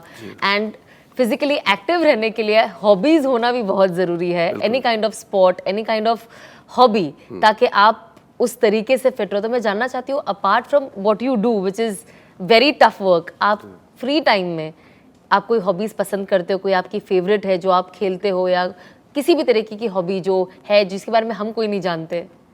मेरे 3 हॉबीज़ हैं। अच्छा। जो ज़िंदगी भर रहेंगे। सबसे पहले तो खेलना, स्पोर्ट्स। और इस उम्र में मैं अभी फुटबॉल वगैरह खेल नहीं पाता हूँ, मतलब टाइम लेकिन नहीं आप है। सर खेलते हैं फिर भी, नहीं, मैंने वो तो देखा है। दिखाने के लिए, प्रोत्साहन करने के लिए, लेकिन उतना लेकिन अच्छा तब भी अच्छा आप कर लेते हैं। वो मेरे उम्र के बीच में तो अभी भी खेल लेंगे, लेकिन वो कंपटीशन वगैरह हो नहीं पाते। तो जैसे बैडमिंटन है, टेबल टेनिस है, कोई भी स्पोर्ट्स एक तो पिकअप करना चाहिए। हर एक इंसान को एक खेल जिंदगी में ज़रूर खेलना चाहिए। ये बहुत ही अहमियत वाला काम है। मतलब मैं तो बहुत अहमियत देता हूँ इस चीज़ को। तीसरा तो यूनिवर्सल है, घूमना। मेरा हॉबी है बहुत घूमना। तो आजकल अलग से नहीं घूमता हूँ। जो मेरा काम है, जहाँ काम है उस काम को ही मैं घूमना मानता हूँ। जहाँ जाता हूँ काम करके फिर मैं देखता हूँ जगह, वहाँ के लोग कैसे हैं, किस तरीके से जीते हैं। क्योंकि मिनिस्टर बनने से पहले 155 कंट्रीज मैंने देख लिया। बड़ी तो बात है हमारे देश में तो इतना दुनिया देखने वाला कोई दूसरा तो है नहीं। तो मैंने बहुत कम उम्र से दुनिया देखा है। बहुत कम मुल्क बचे हैं, एक दो जो मैंने गया नहीं है, सब मैंने देख लिया। और उससे जो मैं सीखता हूँ वो ज़िंदगी भर रह जाते हैं। इसलिए ऐसा है, अगर आप नहीं घूमते हैं तो ऐसा है कि किताब हाथ में है, किताब के कवर को आप देख रहे हैं लेकिन किताब पढ़ा नहीं है। वैसे आप दुनिया में आए हैं, अगर आप नहीं घूमेंगे तो वही किताब के कवर को देखना बराबर है। मैंने दुनिया देखा है, यानी कि किताब पढ़ा है मैंने। बिल्कुल। तो ये तीन है, खेलना, म्यूजिक और घूमना, ट्रैवल करना, दुनिया देखना, ये तीन है। और जिसके वजह से मैं जब तक जीऊंगा मैं युवा रहूंगा, यूथफुल। मैं उम्र हिसाब से ज़्यादा हो सकता है लेकिन मैं बहुत यूथफुल, एक्टिव रहूंगा लाइफ टाइम। आई थिंक बहुत ज़रूरी है कुछ ऐसी क्रिएटिव चीज़ हमारी लाइफ में होना, अपार्ट फ्रॉम, बिकॉज काम इंसान जब करता है वो करते करते करते वो एक आप वहाँ पे ही उधर ही गोल घूमते, तो एक कुछ अलग चीज़ जो हमें मेंटली फिजिकली एक अलग तरीके से एक्टिव रखे, इट्स वेरी इंपॉर्टेंट। और जैसे आपने कहा, बिल्कुल सही कहा सर, कि travel changes you a lot. आपका जो दुनिया को देखने का नज़रिया, सिचुएशन को देखने का नज़रिया बहुत बदलता है। एंड आई एम श्योर इस चीज़ ने आपको आपके पॉलिटिक लाइफ में भी बहुत हेल्प किया होगा, क्योंकि जब ऐसे सिचुएशंस आते हैं जब आपको कोई निर्णय लेना होता है, कोई डिसीजन लेना होता है किसी के लिए, तो आप उसे एक बंद दिमाग से, बिकॉज आप सिर्फ यहाँ नहीं रहे हो, जब आप, जैसे आपने कहा 155 मुल्क आप ट्रैवल कर चुके हो, तो जब आप इतनी जगह जाते हो तो आप अलग अलग लोगों से मिलते हो, अलग सोच, तो आई थिंक आपका वो सोच भी थोड़ा सा ब्रॉडन होता है ना? बिल्कुल होता है। एंड उसने आपको बहुत, उस चीज़ ने आपको काफ़ी हेल्प भी की बहुत, होगी। मेरे ज़िंदगी को एक तरीके से उन्होंने, इन चीज़ों ने शेप किया है। करेक्ट। नहीं, वो आपने जो एक जुमला कहा ना, हमारे में कुछ किताबों में लिखा और हमारे कुछ बुजुर्ग हैं वो ये बात कहते हैं कि इल्म है ना, इल्म सीखता आदमी, लेकिन फिरने से, सफ़र करने से इल्म ज़िंदगी में आता है। पढ़ता है लेकिन वो पढ़ने जितना ही होता है, लेकिन जब आदमी निकलता है तो उससे बहुत सारी चीज़ें पता चलती है। तो हमारी दुआ है, अब जो 2-4 मुल्क रह गए हैं, अल्लाह आपकी बरकत से हमारे भी कुछ मुल्कों में जाना मुकद्दर कर दे, और आपके 2-4 रह गए हैं वो अल्लाह पूरा करा दे, हमारी ये दुआ है। अब सर मैं आखिरी एक यानी इस नशीस की बात पे आऊँगा कि मैं गुजरात से हूँ, आपको पता है जैसे, और खुशी की बात है कि हमारे प्राइम मिनिस्टर साहब, जब मुल्क के हमारे भी प्राइम मिनिस्टर साहब अल्लाह मियां ने उन्हें बनाया, तो अल्लाह मियां ने उन्हें प्राइम मिनिस्टर साहब बनाया। तो ख़ास तौर से ये एक, यानी ये मैं प्रोग्राम से हट के एक बात कर रहा हूँ, लेकिन मेरे अभी जहन में आई कि ये बखूबी आप बताएंगे, और आप माशाल्लाह, मैं ये कहूँगा कि आप पे सादिक का जुमला आप पे सादिर आता है कि आप सच्चे इंसान हैं और सच को पसंद करते हैं। लेकिन प्राइम मिनिस्टर साहब ने ही आपको एक, वो बड़े हैं, हमारे मुल्क के बड़े, हमारे बड़े हैं, तो जब आपके पास ये माइनॉरिटी आई तो प्राइम मिनिस्टर साहब ने आपको ख़ास तौर से मुसलमानों के लिए और हज के बारे में कुछ कहा होगा, वो चीज़ें आप थोड़ा सा हमारे नाजरीन को ये बतलाएं। तो देखिए, प्राइम मिनिस्टर साहब का तो बात अलग ही है, जब उनका सोच और उनके काम करने का तरीका, उसका बराबर मैं किसी से तुलना करके नहीं बोलना चाहता हूँ, लेकिन मेरे नज़रिया में हम किस्मत वाले हैं कि मोदी जी इस देश का प्राइम मिनिस्टर बने हैं। और जब से मोदी जी प्राइम मिनिस्टर बने हैं, हम अपना आगे जा रहे हैं, रैंकिंग जो है धीरे धीरे करके हम अभी 4था स्थान पहुंच गया, 4थी सबसे ताकतवर अर्थव्यवस्था।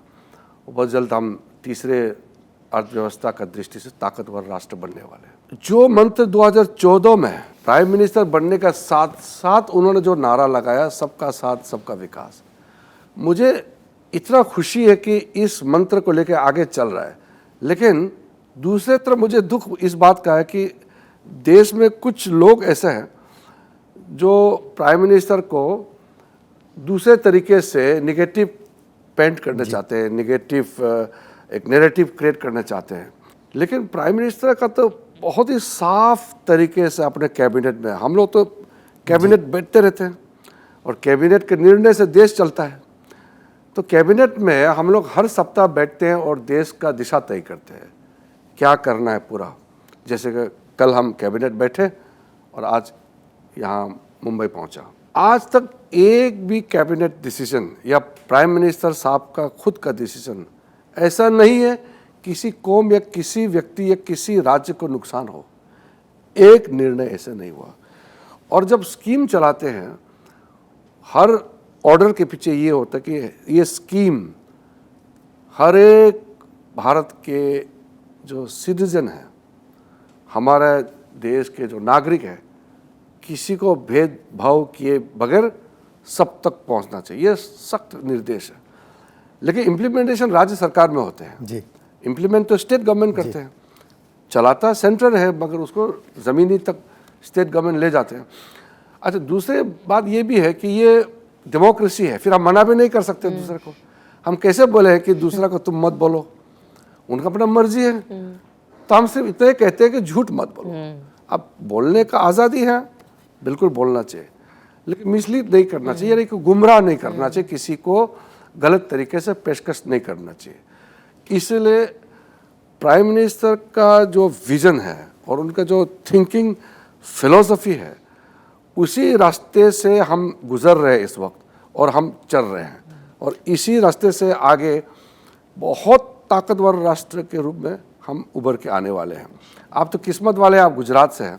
गुजरात में जो बाकी स्टेट में अब स्कीम चल रहे हैं, वो गुजरात में पहले लागू हो चुके हैं और वो सक्सेस हो चुके हैं। तो हर लोगों को पहुंच चुके हैं फ़ायदा। मैं इंसाफ की बात करूंगा, यहाँ ये कोई सियासी सवाल नहीं है ना, ये सियासी प्रोग्राम है। और सर हमारी मोहब्बत में, और मैं खुद पर्सनली ये चाहता था कि सर आए, और अल्लाह मेरा जानता है, जैसे मैंने शुरुआत में कहा कि अगर माइनॉरिटी आपके पास नहीं भी होती तब भी मैं आपको बुलाता। मैं पहले से आपको देखता हूँ, जैसे हमारे दरमियान में जो बाजी है, तो वो अक्सर ये मैं उनसे कहता था यार किसी तरीके से हो जाए राब्ता, अल्लाह ताला ने करा दिया।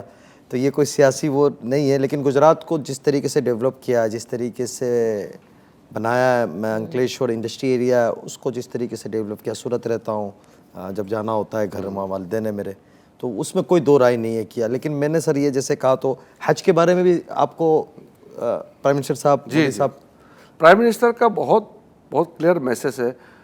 हज तो बहुत ही इम्पोर्टेंट है, और साथ साथ जैसे अजमेर शरीफ में जी चादर भेजना, जी अभी गए भी था पिछले दिनों माशाल्लाह। और फिर मुस्लिम लीडर से मिलना, जैसे जब हम वफ़ कानून बनाया था, वफ़ कानून के समय में भी कई बड़े मुस्लिम कम्युनिटी के लीडर से भी मैं भी मिला, और प्रधानमंत्री जी ने भी बुलाया। ये कि भाई इसको जो गलत प्रचार कर रहा है इसको समझिए, ऐसा नहीं है, हम भला करना चाहते हैं। तो इसलिए पॉलिटिक्स में और लोकतंत्र में ये होता है, जो सरकार में बैठे हैं, सत्ता में, उसको गिराने के लिए दूसरा तो कुछ ना कुछ बोलना पड़ता है। जी। अब सत्ता में जो बैठा है वही ठीक है बोलने से, तो फिर चुनाव कैसे लड़ेंगे? इसलिए वो बोलने के लिए बोलते हैं, मगर झूठ नहीं बोलना चाहिए, मेरा इतना ही है। तो प्राइम मिनिस्टर ने हज के लिए जो भी सुविधा, आज जो हज यात्रियों के लिए जो हम सुविधा दे रहे हैं, उसमें प्राइम मिनिस्टर साहब का बिल्कुल आशीर्वाद, एडवाइस है, क्योंकि मैं उसका मिनिस्टर हूँ, तो उस हिसाब से काम करना मेरा जिम्मेदारी है। इसीलिए आपसे सवाल, जिम्मेदारी तो हमारा है, लेकिन हमारा जो सरकार का कैप्टन तो प्राइम मिनिस्टर है। जैसे मैं पार्लियामेंट चलाता हूँ, पार्लियामेंट्री अफेयर्स मिनिस्टर है, लेकिन पार्लियामेंट का जो फंक्शनिंग का जो ब्रॉड गाइडलाइंस, वहाँ का जो बिजनेस बिल, वो सारा प्राइम मिनिस्टर और कैबिनेट के अप्रूवल से ही होता है, और प्राइम मिनिस्टर का गाइडेंस से ही पार्लियामेंट्री डेमोक्रेसी चलता है। तो आप दोनों को तो अच्छी तरह से मालूम है, हमारा मुल्क दुनिया का सबसे बड़ा जनसंख्या वाला भी है, सबसे बड़ा लोकतांत्रिक देश है नेचुरली, और पार्लियामेंट्री डेमोक्रेसी में तो हम इतने बड़े हैं कि बाकी पार्लियामेंट्री डेमोक्रेसी जो है वो तो छोटे छोटे देश है, हम बहुत बड़ा मुल्क है। तो इतना बड़ा मुल्क का जो पार्लियामेंट्री डेमोक्रेसी का जो प्राइम मिनिस्टर होते हैं ना, वो सबसे कोर होते हैं, क्योंकि इतना बड़ा मुल्क ने चुन के उसको प्रधानमंत्री बनाया। तो हर एक चीज़ को सोच समझ करके इम्प्लीमेंट करना होता है। तो मैं तो ये मानता हूँ कि मैं किस्मत से ऐसे प्राइम मिनिस्टर के साथ में काम करने का मौका मिला। और जैसे पार्लियामेंट्री अफेयर्स मिनिस्ट्री तो बहुत अहम है, लेकिन जो माइनॉरिटी अफेयर्स मिनिस्ट्री को संभालने का जो मौका दिया, तो 6 माइनॉरिटी कौम है, जो 6 लोगों के लिए अलग अलग तरीके से मुझे काम करने का मौका मिला। ये भी तो बहुत खुशकिस्मत वाला को ये मौका मिलता है। बड़ी बात है। हम आपका भी शुक्रिया अदा करते हैं और प्राइम मिनिस्टर साहब का भी इस प्रोग्राम के ज़रिए से शुक्रिया अदा करते हैं कि हुज्जाज किराम के लिए जो आसानियाँ आप कर रहे हैं, अल्लाह ताला आपको ज़िंदगी दे, सेहत दे, आफ़ियत दे। अल्लाह हमारे मुल्क को खूब तरक्कियों से नवाजे। हमारी खुशी, हम यानी हिंदुस्तान कहने को फ़ख्र महसूस करते हैं। बाहर जाते हैं तो अरब ख़ास तौर से बोलते हैं हाँ फिल हिंदी, तो हम वो उनको खुशी से कहते हैं आना फिल हिंदी, कि हाँ जी हम हिंदी है। अब अरबिक बोलते हैं, छोटा मोटा काम हो जाएगा, खाना मिल जाएगा, इतना हो जाता है कि खाना मिल जाएगा। सर मैंने सुना है कि आपको कुकिंग का भी बहुत शौक है, आप कुकिंग भी करते हो, और जो रमज़ान का महीना है हमारे लिए कुकिंग खाते हम खाना ही खाते हैं, बट ऑब्वियसली उसका जो फीलिंग होता है ऑफ ईटिंग ड्यूरिंग रमज़ान, सहरी होती है, इफ्तार होती है, सब बहुत मीनिंगफुल हो जाता है और बहुत अलग हो जाता है। तो मैं जानना चाहती हूँ कि आपको खाने में क्या बनाना पसंद है और आपको क्या खाना पसंद है? आजकल तो बनाता नहीं हूँ, सिर्फ खाता हूँ। अच्छा। पहले जब कॉलेज में थे जी, और उसके बाद भी हम अपने तरीके से जो भी चीज़ें हैं बनाते थे। अब तो इतना साल हो गए हैं, अभी तो अब आप कुकिंग नहीं करते? इच्छा है लेकिन वक्त नहीं। वक्त नहीं है, लेकिन आपको पसंद क्या है सबसे ज्यादा? पसंद तो कोई भी चीज़, मैं जहाँ जाता हूँ वही का खाना खाता हूँ, और जैसे लोग हैं वही के जैसे मैं तरीके से जो जीते हैं खाते हैं उसको मैं पसंद करता हूँ। जैसे जापान जाएंगे जापानीज खाना खाने की कोशिश करेंगे, सऊदी अरब जाएंगे तो उनके तरीके से, या हम इंडोनेशिया जाएंगे तो उसके जैसे, और पश्चिमी देशों में जाएंगे तो उनके जैसे। तो मेरा जिंदगी जो है, जैसे मैंने कहा ना, कठिन नहीं है, आसान है, सरल है। मुझे जीने के लिए जैसे माहौल है उस तरीके से मैं जी सकता हूँ। ब्लेंड हो जाते हो आप एकदम, है ना? और मज़ा भी आती है जब आप अलग अलग जगह जाओ और उनके यहाँ का खाना खाओ तो एक अलग स्वाद भी मिलता है। आई थिंक उसके लिए भी एक पैलेट होना बहुत जरूरी है। नहीं तो देखिए, खाना कल्चर का बहुत बड़ा हिस्सा होता है, और जहाँ जाएंगे वहाँ का खाना, वहाँ का तरीका जो है, उसमें अगर आप घुल मिल नहीं जाएंगे तो फिर अधूरा रह जाता है। और बहुत अलग तरीके से होता है। जैसे अगर हम इंडिया में ही देख लें, अगर आप जयपुर जाए तो उनका खाना परोसने का तरीका भी अलग है और खाना भी अलग है। आप कश्मीर जाए, उनका भी परोसने का तरीका अलग है, खाने का। मैं कश्मीर में रहता हूँ, कश्मीरी खाना खाता हूँ। गुजरात जाता हूँ तो गुजराती खाना, मीठा मीठा। सर गुजरात आपने मेरे पास एक दफ़ा आना है, आप खाने की बात कर रहे थे तो ये मैं यहाँ बात रोकते हुए कह रहा हूँ, एक दफ़ा मैं आपको खिलाऊंगा। जरूर, मैं जाना चाहूँगा, और मैं जाते रहता हूँ। एक्चुअली गुजरात का भी अलग अलग जगह पे सर खाना बदलता जाता है। जैसे अगर आप सूरत आओगे तो सूरती खाना is very different compare to अगर आप आगे भरूच साइड जाओ या अंकलेश्वर, वहाँ का खाना अलग है। तो यहाँ पे भी इतने छोटे छोटे 1.5 घंटे के भी गैप्स में बहुत खाना बदल जाता है। हिंदुस्तान की यही खूबी है, ज़बान बदलती है, ये बदलती है। सर माह मुबारक चल रहा है, रमज़ान मुबारक, तो इसमें कोई पर्सनल यादें हो जो बचपन की हो, या पढ़ने के ज़माने में हो, या पब्लिक रिलेशन के अंदर हो, क्योंकि आप सियासत से जुड़े हुए हैं और लंबा आपका एक लंबा अरसा, आप बता रहे थे 35-40 साल आपको सियासत में और पब्लिक यानी खिदमत करते हुए हो गए, तो कोई ऐसी रमज़ान की कोई ऐसी याद हो जो? देखिए, बचपन में तो हमारे वहाँ कम थे जी, जो हमारे टीचर्स या कुछ स्टाफ होते थे जो मुसलमान होते थे, तो 2 बड़ा फेमस होते हैं हम लोग का वहाँ से, जो हम लोग का नॉर्मल ट्रेडिशनल कल्चर होते हैं। उसके अलावा जैसे ईसाई लोगों का बड़ा दिन, ईसा मसीह का जन्मदिन, और फिर रमज़ान, फिर जब ईद आते हैं तो ईद मुबारक बड़ा पॉपुलर होते थे, गले मिलते एक दूसरे को। तो उस समय हम लोग को बुला के खाना खिलाते थे ईद के समय में।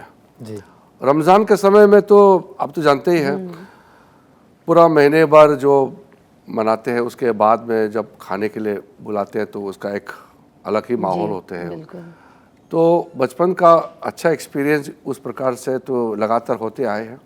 बाद में दिल्ली में तो बड़ा बड़ा महफिल जो सजाते हैं, तो हम इफ्तार का दावत में तो कई बार गए हैं, और एक खुशी का पल है। मुझे लगता है कि जब आप ये बहुत ही पायस ओकेजन है, बहुत ही रिलीजियसली फॉलो करते हैं, फिर उसके बाद जब इफ्तार पार्टी होते हैं, तो रमज़ान का महीने के बाद में जब इफ्तार होते हैं तो उसका एक अलग से फिर एक खुशी होती है कि हाँ अब मिलजुल के हम खाएंगे। तो जैसे आप शाम के वक्त, हाँ शाम के वक्त फिर एकदम जिसके लिए आप इंतजार कर रहे होते हैं ना कि जी।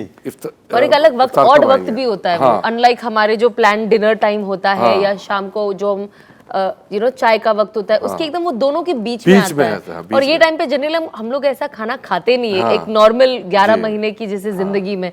सो आई थिंक वो भी एक बहुत मजेदार होता है, करेक्ट? तो वो उसकी वजह से और भी वो खास बन जाता है। अब माशाल्लाह आपने काफ़ी अच्छी बातें बताई और आप जाते भी रहते और आपने यानी मैं ये समझता हूँ कि सर काफ़ी सारे रिलीजन पे एक नज़र, जैसे मैंने शुरू में कहा, अब ये माह मुबारक चल रहा है, ये रहमतों का महीना है, बरकतों का महीना है, दरगुज़र का महीना है, एक दूसरों को माफ़ करने का महीना है, लोगों के साथ इसमें ज़कात को ख़ास किया गया है, लोगों पे माल खर्च करना, गरीबों का ख्याल करना। तो इस महीने के अंदर सर आप मुल्क के मुसलमानों को क्या पैगाम देंगे? मेरा तरफ से जो प्रोफेट साहब का जो मैसेज है और कुरान शरीफ का जो आपका ज़िंदगी का जीने का तरीका बताया गया है और हदीस में जो लिखा है, जितना भी आपको बताया गया, बस उसको अच्छा से मानिए तो फिर ज़िंदगी भी अच्छा होगा और मुल्क के लिए बहुत काम आएंगे। कभी कभी क्या होता है, ये सिर्फ मुसलमान का नहीं, हर धर्म में, धर्म जो ग्रंथ है उसमें लिखा हुआ है, लेकिन कभी कभी कुछ लोग मिस इंटरप्रेट कर देते हैं और वायलेंस के रास्ते में जाते हैं। वो सब लोग नहीं करेंगे ना, कुछ लोग होते हैं, लेकिन जिसकी वजह से पूरा कौम को बदनाम होते हैं। बिल्कुल।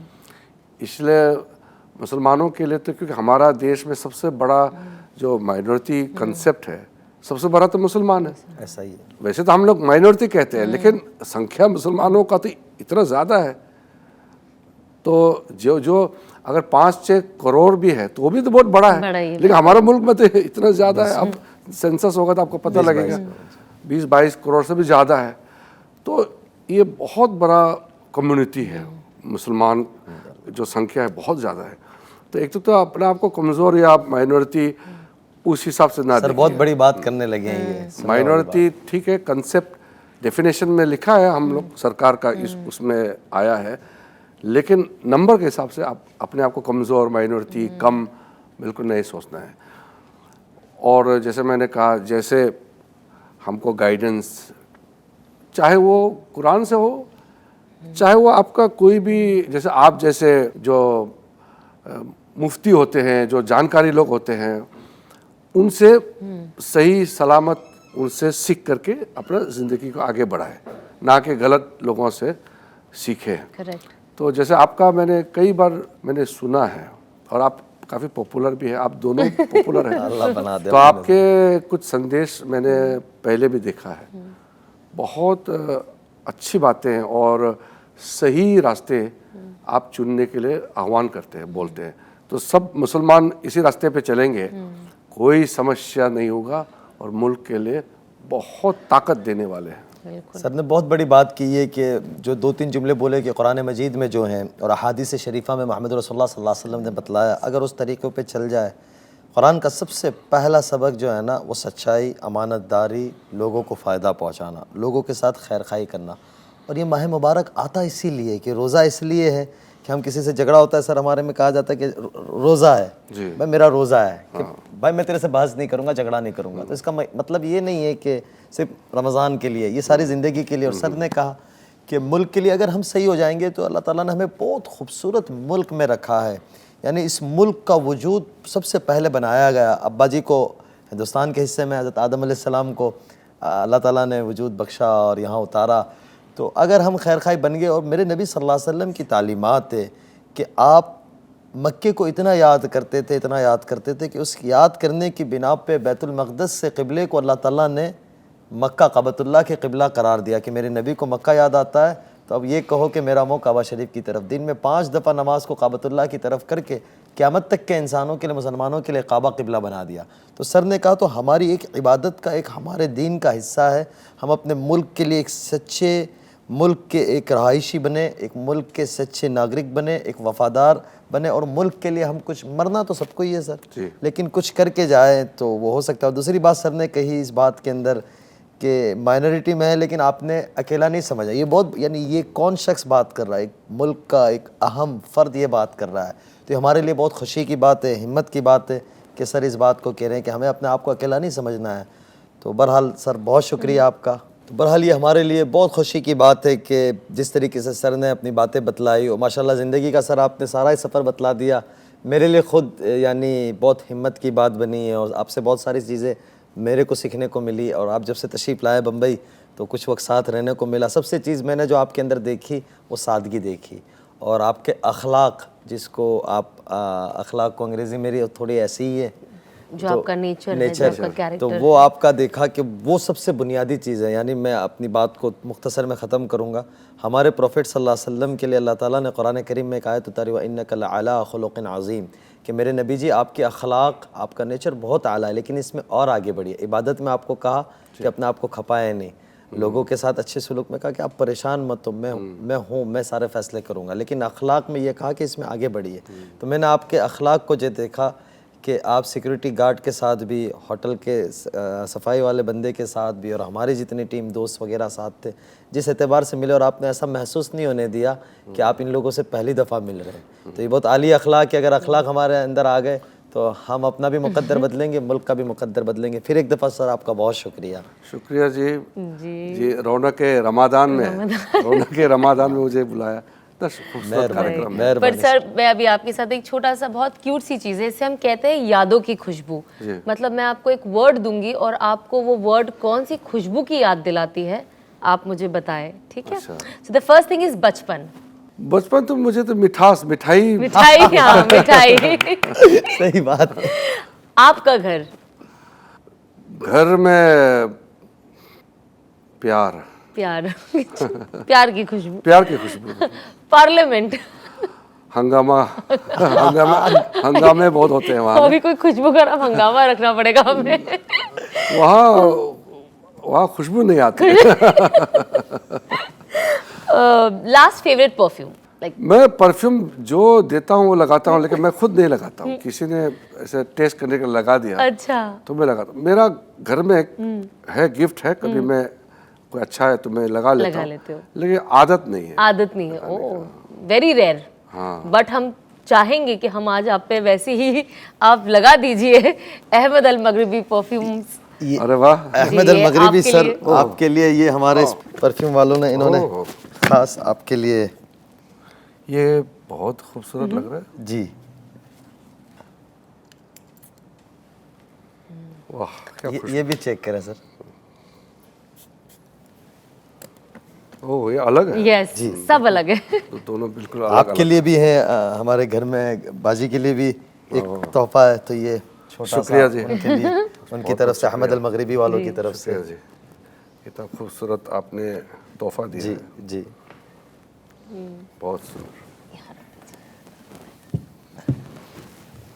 Ahmed Al Maghribi Perfumes brings a special Ramadan gesture. Flat 20% off on all fragrances. Only during Ronak-e Ramzan Season 2. So link is in the description. Please go shop now. अब आपको खाना, जैसे मैंने सुना, इतना पसंद है, तो आज हम आपके लिए एक छोटा सा कुकिंग सेगमेंट रखे हैं जहाँ पे हम आपके लिए कुछ बनाएंगे। आप बनाएंगे? जी, हम आपके लिए बनाएंगे। मुझे मत बोलिए बनाने के लिए, नहीं, मैं फिसल जाऊंगा। नहीं, हम आपके लिए बनाएंगे और आप उसे खाइएगा, ज़रूर बताइएगा आपको कैसा लगा। तो हम आपको हमारे रौनक रमज़ान के किचन में लेके चलते हैं। जी, चले।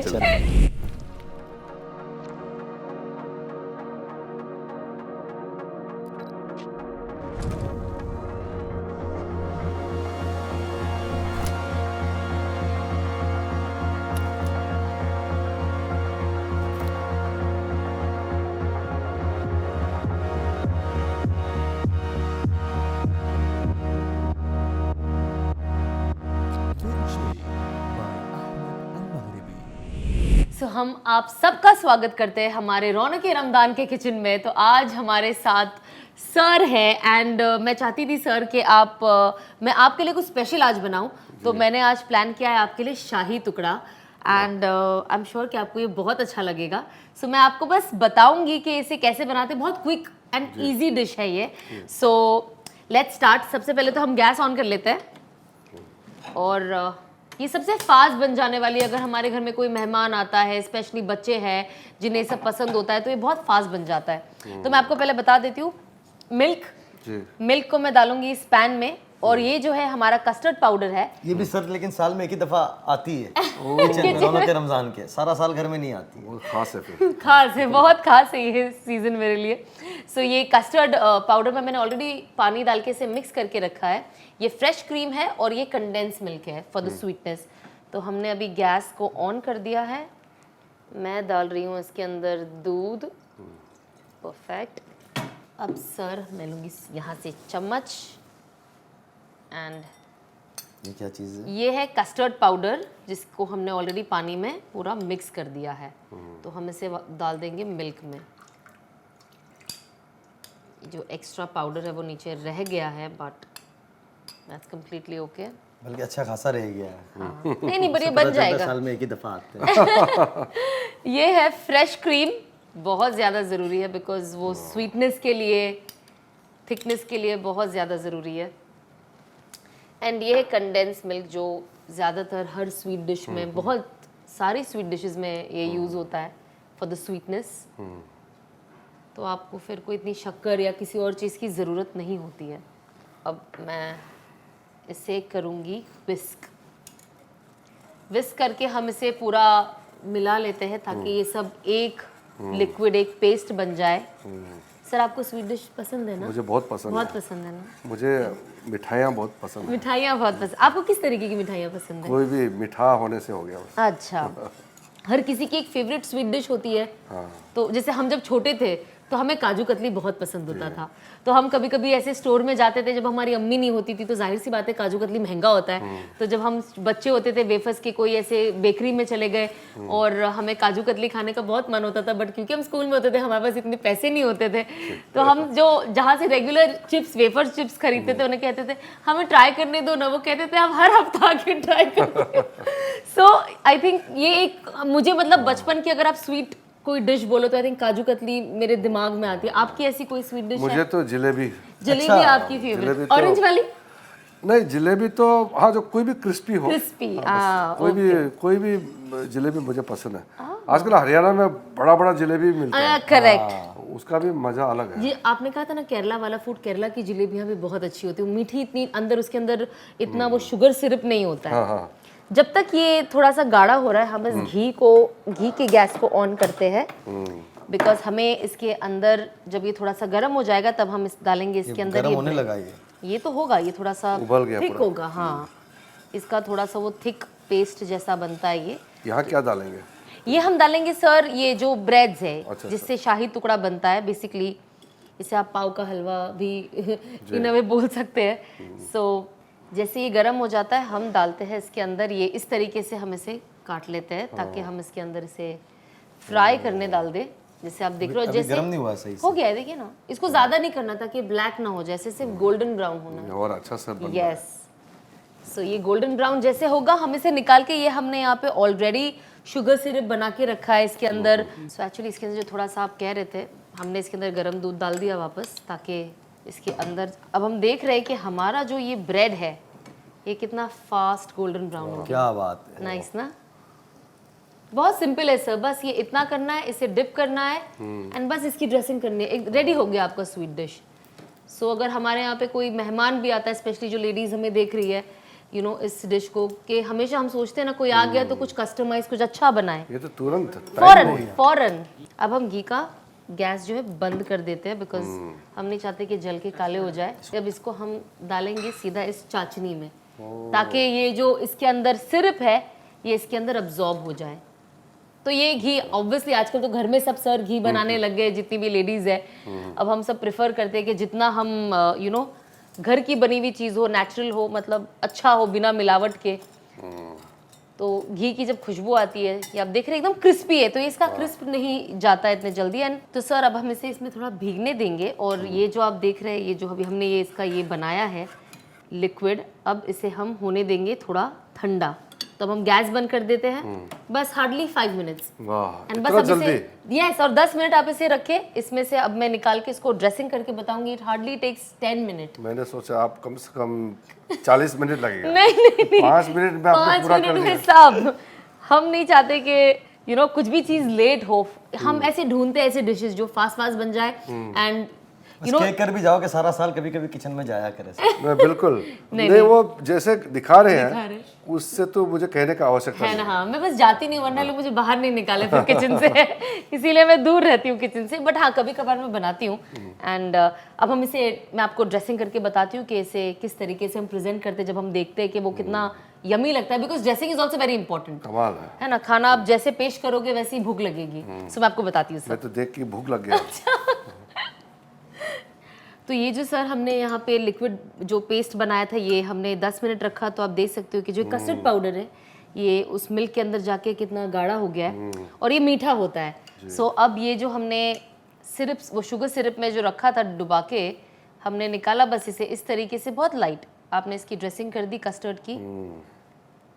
इसके बाद ये हमारा जो है ये इलायची पाउडर है। सो आपने बस एक छोटा सा चुटकी लेके इससे ये कर दिया। ये हमारे कट ड्राई फ्रूट्स है, इसके अंदर सब मिक्स है, बादाम, पिस्ता, रेजिन। थोड़ा हेल्दी भी हो जाता है जी। और आप खाओ तो थोड़ा फिलिंग भी लगता है। हमने इसे थोड़ा और लगाती हूँ, ड्राई फ्रूट्स, थोड़ा और ड्राई फ्रूट्स डाल दिया। एंड देन ये जो है ये है ज़ाफ़रान। परफेक्ट। एंड सर ये है रोज़ पेटल्स। तो बस इससे थोड़ा शाही लुक आ जाता है। जिस शाही टुकड़े का शाही है वो यही है। और ये हो गया सर हमारी डिश रेडी। वाह, हाउ क्विक। इतना जल्द आपने तैयारी की, वो भी क्वालिटी प्रोसेस को आपने एक स्टेप भी आपने इधर उधर नहीं किया। That's so sweet sir. Systematic बनाया और इतना thank you sir, thank you. I hope आपको ये अच्छा लगा हो एंड आप इसे जरूर खाइए और मुझे अच्छा तो लगा, बताइएगा। मैं इम्प्रेस हो गया। इम्प्रेस हो गया, थैंक यू। आपका कुकिंग टैलेंट को देख करके।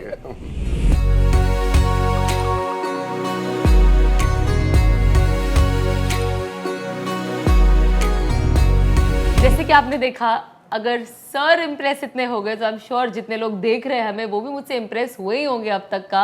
एंड जैसे कि आप सबने देखा कि ये डिश बनाना कितना आसान है और हम हमेशा रौनक रमज़ान में कोशिश करते हैं कि ज़्यादा से ज़्यादा ऐसी डिशेस लाए जो आपका जो टाइम कंज्यूमिंग ना हो और आप अपनी इबादत भी दिल खोल के करें और आप अपना रोज़ा भी आप रखे हुए एग्जॉस्ट ना हो और आप घर वालों को और बच्चों को खाना भी अच्छा खिलाए, स्वीट डिश भी अच्छा खिलाए, डिज़र्ट भी अच्छे खिलाए। तो ये क्विक रेसिपी आपके लिए थी। और आप और कौन सी रेसिपीज़ चाहते हैं कि हम बनाएं? हमें तो आज बहुत बहुत मज़ा आया सर से मिलके और इतने इम्पॉर्टेंट मुद्दों पे बात करते हुए। आई एम श्योर आपने भी इंजॉय किया होगा। तो इंशाल्लाह अब हम आपको मिलेंगे नेक्स्ट एपिसोड में एक और प्यारे से गेस्ट के साथ। तब तक के लिए अस्सलाम वालेकुम। बिस्मिल्लाह वस्सलातु वस्सलामु अला रसूलिहिल करीम व अला आलिहि वस्हबिहि अजमईन, अम्मा बाद। अज़ीज़ों, दोस्तों, भाइयों और बहनों, रोज़ाना हम लोग कोशिश कर रहे होते हैं कि कोई बात ऐसी करे जो हमारी ज़िंदगी में सबसे पहले अमल में आए और हम उसको करने वाले बने। आमाल से ज़िंदगी खूबसूरत बनती है। मैं अक्सर अपने बड़ों से ये बात सुनी है और बिल्कुल सही बात है, हकीकत ये है। तो हम लोग रोज़ाना कोई ना कोई बात बताने की कोशिश करते हैं। हर आदमी चाहता है कि उससे इज़्ज़त मिले, सुकून मिले, आफ़ियत मिले। तो मैं 2 अमल बतलाता हूँ जो काफ़ी बुज़ुर्गों से भी आपने सुना होगा, किताबों में पढ़ा होगा, इन्होंने भी काफ़ी वीडियोस पे बनाई है। पहले तो ये है और एक दुआ और मैं बतलाता हूँ कि या मुइज़्ज़ु, जो आदमी ये चाहता है कि उसे इज़्ज़त मिल जाए तो वो हर जुमा के दिन मगरिब की नमाज़ के बाद 41 दफ़ा 41 दफ़ा, और मैं कहता हूँ कि रोज़ाना पढ़े, क्या ही देर लग जानी है, 30 सेकंड में हो जाना। या मुइज़्ज़ु, या मुइज़्ज़ु, या मुइज़्ज़ु, या मुइज़्ज़ु, ये पढ़ता रहे। और दूसरी चीज़, सूरह वाक़िया की मगरिब की नमाज़ के बाद पाबंदी करे कि सूरह वाक़िया अगर किसी ने पढ़ ली, अल्लाह उसको गैब से इज़्ज़त देगा, गैब से रोज़ी देगा और अल्लाह उसके निज़ाम को पुरसुकून बनाएगा। तो ये सारे करने वाले काम हैं। अल्लाह करे सबसे पहले मेरी ज़िंदगी में आए और हम सब का नसीब हो। अल्लाह आप सबका हामी और नासिर हो। अस्सलामु अलैकुम व रहमतुल्लाहि व बरकातुहू।